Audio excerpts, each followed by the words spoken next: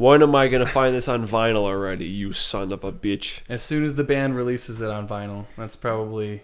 I mean, it is. I just haven't found it yet. Oh. Are they sold out on their store? On their online? I don't know. It's less fun buying it online. You know what I mean? That's true. Hey, do you remember when we bought that Yellow Magic Orchestra vinyl? Yeah, I got it down there. I don't feel like pulling it up, but yeah, that was crazy.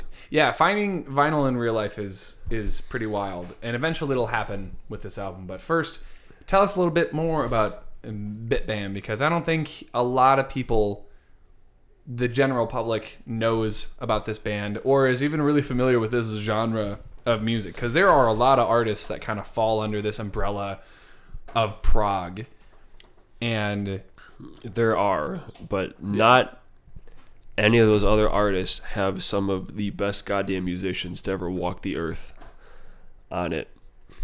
Dead ass, every single one of these guys are masters at their instruments. You got Paul Wagner, who is just a guitar whiz, as he writes very crazy and insane parts, and they're all very good. Dan Briggs coming on the bass, absolutely fucking smashing ass, clapping cheeks with other bassists who are really bad, who only play like root notes. Okay. And like some stupid shit like that. Like the bassist from AC/DC. Yeah. Boom! Shots fired, yeah, AC/DC. But like, fuck you guys. It's just I love you. Pretty insane. You got Blake Richardson, which is Sounds is like basically player. just like a goddamn modern art fucking Neil Peart / Buddy Rich. Woo. He's just like, once again, just one of the greatest players of all time. And then we got Tommy Rogers, who has a very great clean voice and a very scary voice. He sounds like a football player. You know, it's like one of those singers who can scare you. You can do both. And make you fall asleep at the same time. Yeah. Yeah, you don't see a lot of those these days. And then you got Dusty Waring, which, oh boy, oh my goodness gracious. That's a whole can of worms that we do not have time to get into right now.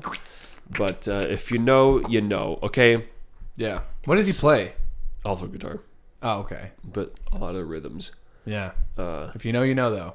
Yeah. But now you know. It's like, I don't know which one of them writes the most, you know? Yeah. Because it's, I don't know, but like, it's a whoever. Both of them, probably. they're like both really good. Yeah. But yeah, it's just 5 dudes who were just so damn good. And this was one of the bands that my old bandmate Josh gave to me. Yeah. Who is responsible for like half of that shit, which is crazy. Oh, you cannot see it on either camera, but there is a wall of CDs. Yeah. It's, nuts that you can see if you go to David's channel. He films a lot of videos with this wall in the background. Indeed. There's a lot of stuff. Yeah. But this is the main one. So I heard this album first in 2014 when they joined, or is it 2013, 14? I don't know, one of the two. It was the band's newest album at the time, and it was his favorite. And then I started with this one, and it gave me a headache. Straight up gave me a headache when I listened to it, because it's a lot. It is a lot to take in. Yeah. But you know, if you go back subsequent listens a whole bunch and you start to pick up on everything, yada yada yada, you realize that, oh my god, this is amazing. I keep trying to like point to it, but it's on your camera. It's on my camera. Just point your finger. Pain in the ass. Like, you have to go this far. Whatever, man. You see it. And then like the whole concept behind it, it's an insane concept. This shit goes back like, it's a story that goes back to their second album. So they have like a couple, like 1 or 2 songs. Like, it's a long big concept. They had an EP before this, the Parallax I. Right. This is the sequel. Is the full-length sequel and the ending. So it's just this big overarching thing that I'm not even super familiar with yet, because it's basically about like these 2 guys who are the same person, and one of them is evil and one of them is good, and it's kind of like this whole battle of whatever the hell. I'm not really sure, but everyone dies at the end. Spoilers. Yeah, everyone dies. And like, I don't even know. Like, I feel like there are a lot of concept albums in Prog. I feel like Prog is There kind of the are. place to go when you want to write a concept album, because Prog is a genre of music that I feel like more than any other rock genre, and I feel like calling it a rock genre is kind of doing it a disservice, because it incorporates parts from orchestral, like classical music. It incorporates parts from, depending on the band, sometimes you'll get a singer-songwriter section, sometimes you'll get, like, I know some prog bands like to use like Latin grooves, and like, it's just because the songs are so long, they are the songs that feature a lot of instrumental sections, right? And correct me if I say anything that's not, at least partially true, but I feel like there are a lot of sections where the music kind of tells the story, and there are hardly ever sections that really repeat. Like, there aren't really choruses or verses the way that a lot of the general public recognizes how songs are put together. And so it can be a turnoff for a lot of people. And I know it was kind of a turnoff for me when you introduced me to not even just Bit Bam, but, a number of the prog bands that you listen to.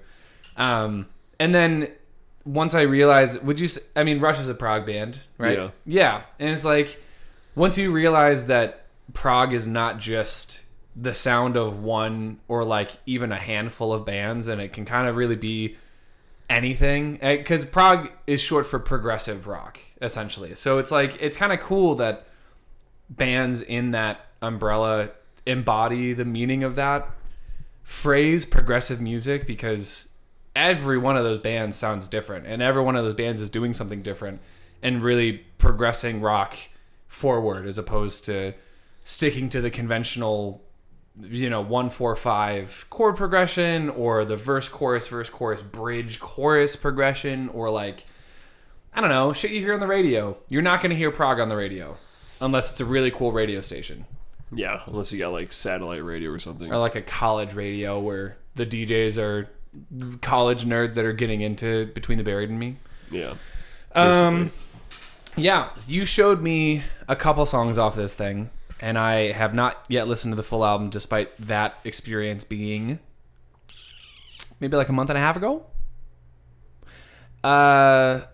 Partially because I could come up with a million reasons as to why I didn't, but it's mostly because when I do have free time, I don't really listen to albums.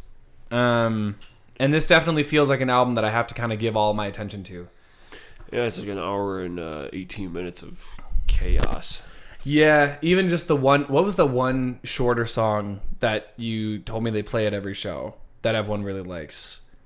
Probably Bloom. Bloom, that's it. Bloom I really liked, because Bloom is very silly, and I added it to my liked songs, because if it pops up on just a random shuffle of that playlist, it's going to be funny. So, and you know how much we love funny.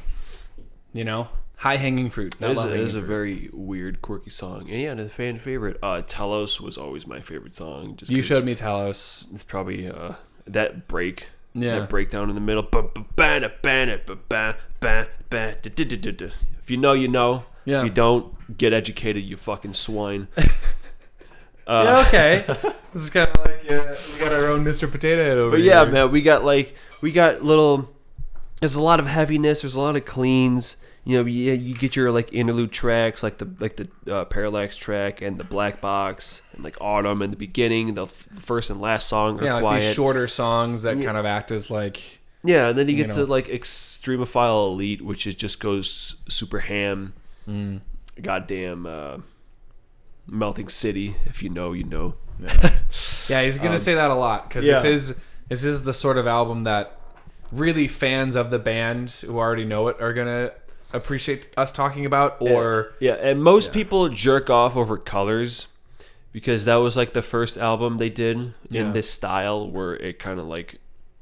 And also that album was pretty like monumental. I mean, so much so that they just did a tour that we saw them on, where they played the first and second album in full, and they're getting sold out. Whoa. That was from like 2007, and there's like all their shows are getting sold out every time they play it, Damn. because people love it.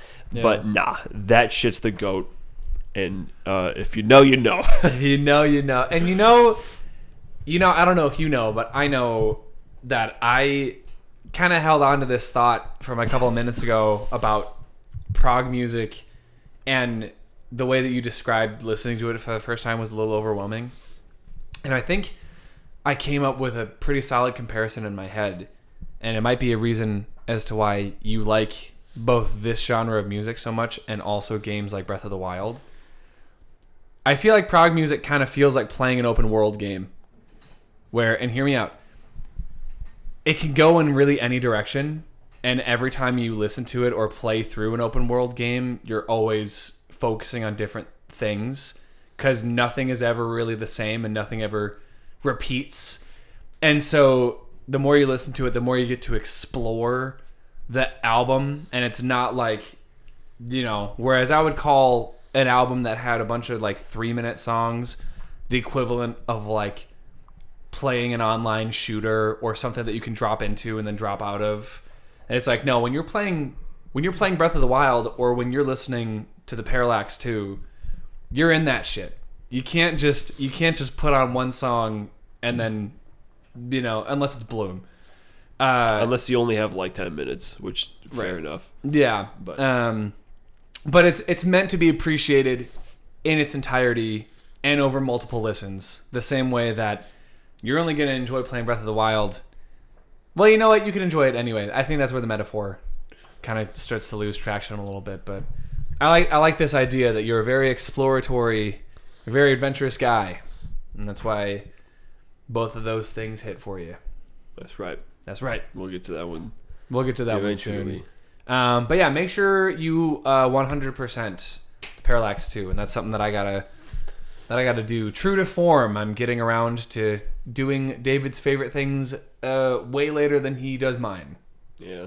So we'll. Goddamn unbelievable. Yeah, I know. I'll eventually get to it. Go listen to it. Go listen to it.